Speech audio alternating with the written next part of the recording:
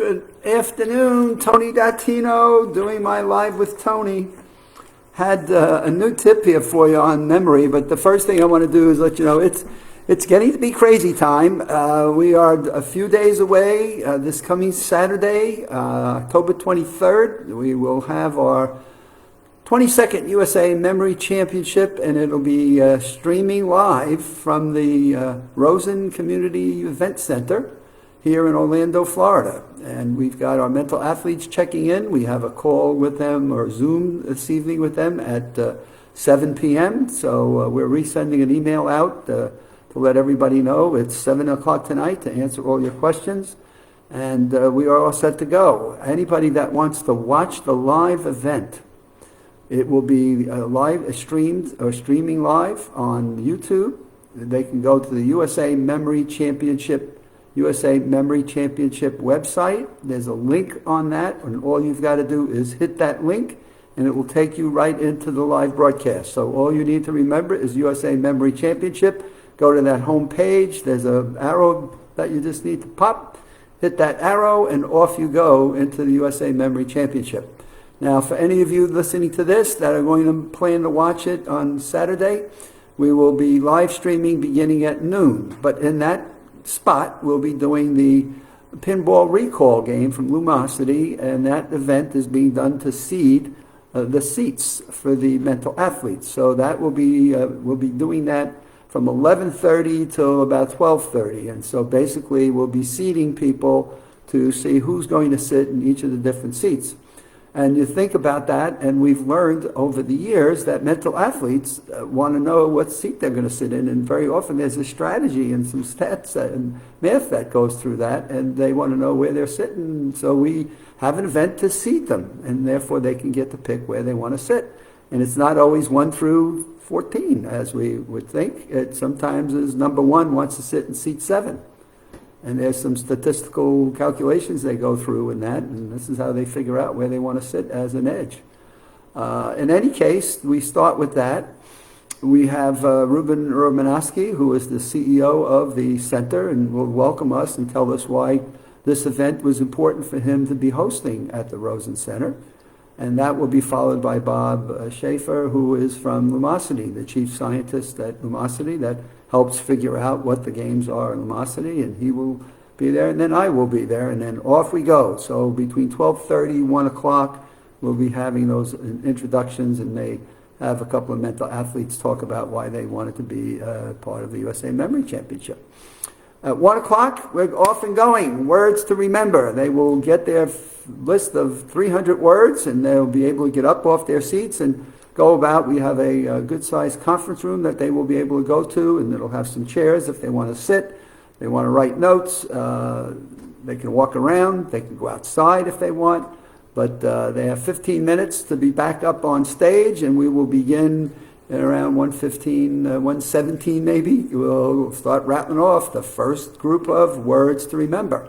The exciting part about that is during that 15-minute break, 1 to 1:15, there is not dead space there. We are thrilled to have Robert Ajamian from MIT and Jim Carroll, the man of infinite memory, speaking to our audience between 1 and 1:15.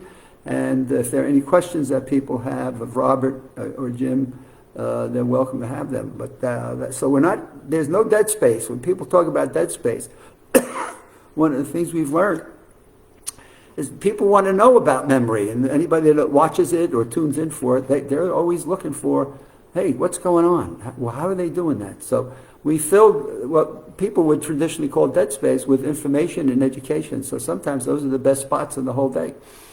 After that is the event, the mental athletes will get a little chance to take a little break for themselves, and we'll pick off the next group of people. We'll eliminate 3 people in that first event.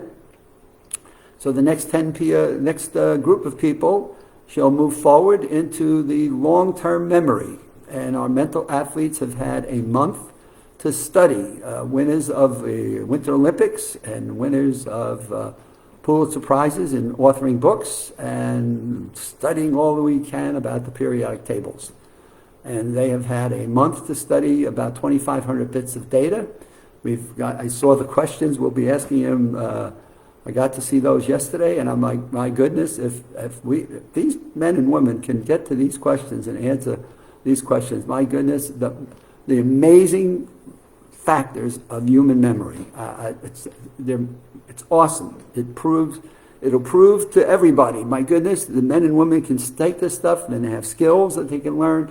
They can apply those skills, and off they go in terms of long-term memory. So it's not just a short-term memory event, but there's a long-term memory event in it. That will kick off at 2 o'clock.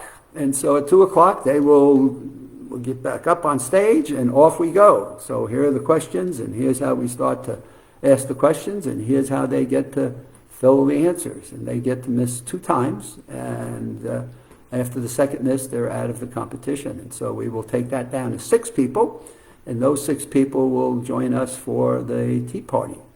And the tea party will have Zooms of that, so you at home can watch this. If you're watching this from home, you'll be able to watch the tea party guest.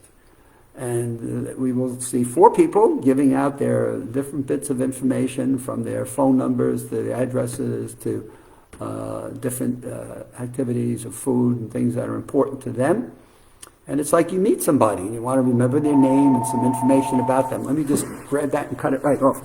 Hold on.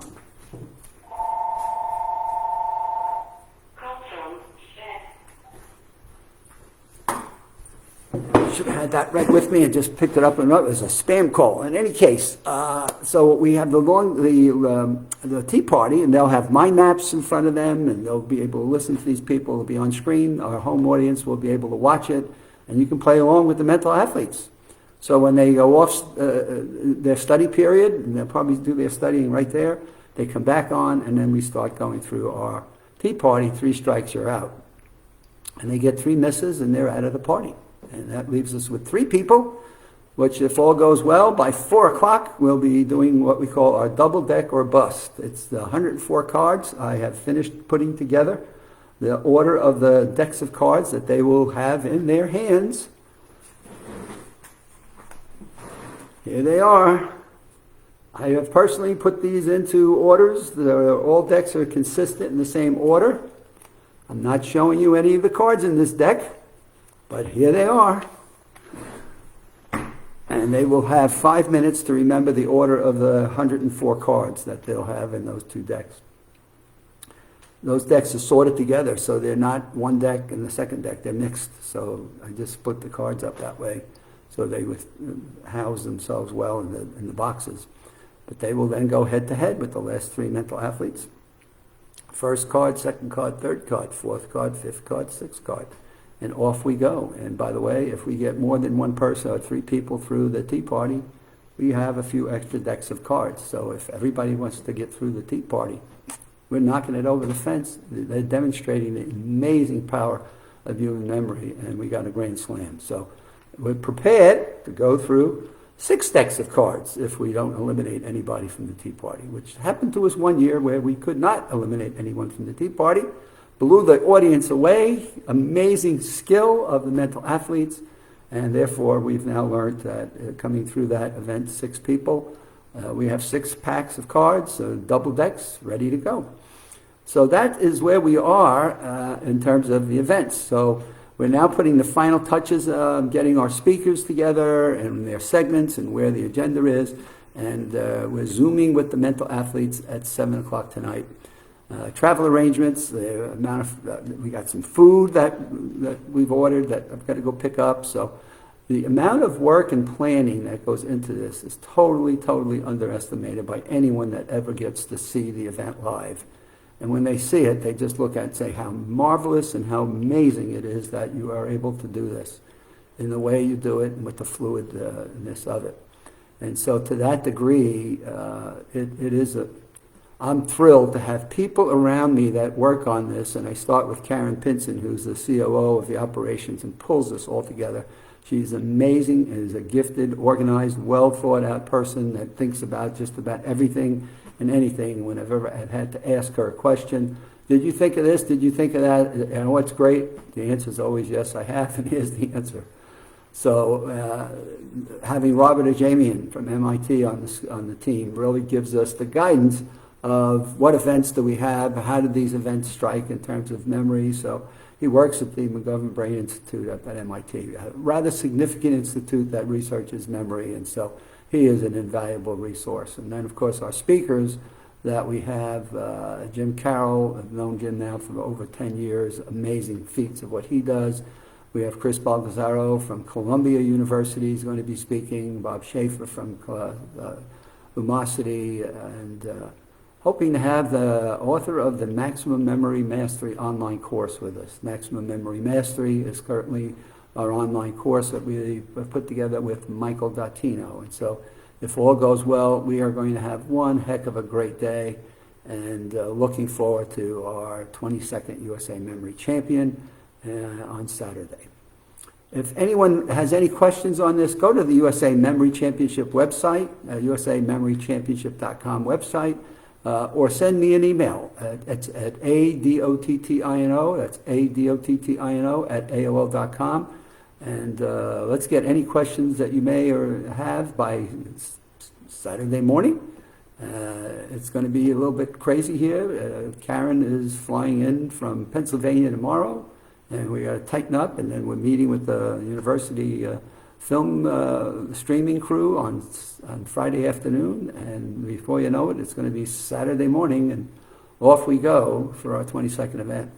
And all I can say to anyone that listens to this is, I've always found it interesting to see how people think of a memory competition as being with a group of nerdy people. Like, are these real people? Like, of course they're real people. That's like some of the questions I've gotten from media amuses me to a level of laughter at times, because they're fun, because I've been involved with this for 22 years. I know it. Karen talks to men and women that are in this. We've got a range of 15 years old up to 40, and it's amazing the questions that people ask about the people that participate in the memory competition. And sometimes I want to call it the brain power competition, because when people hear the word memory, they immediately go dull. It's like deer in the headlights kind of stuff, but it's an interesting demonstration of the power of human thought and human capability. And it's those memories, and it's that power of how you absorb information that feeds the creative process of human thinking and human innovation and ingenuity. So I see it much bigger and much broader, and I always find it interesting in the sense of how people perceive a memory competition. But I can assure you, people that have been a part of it and have been there, and unfortunately because of COVID, we decided not to go live spectators, I find it really, really fascinating. All right, there's my next call, and it's time to go, and we'll see you on Saturday.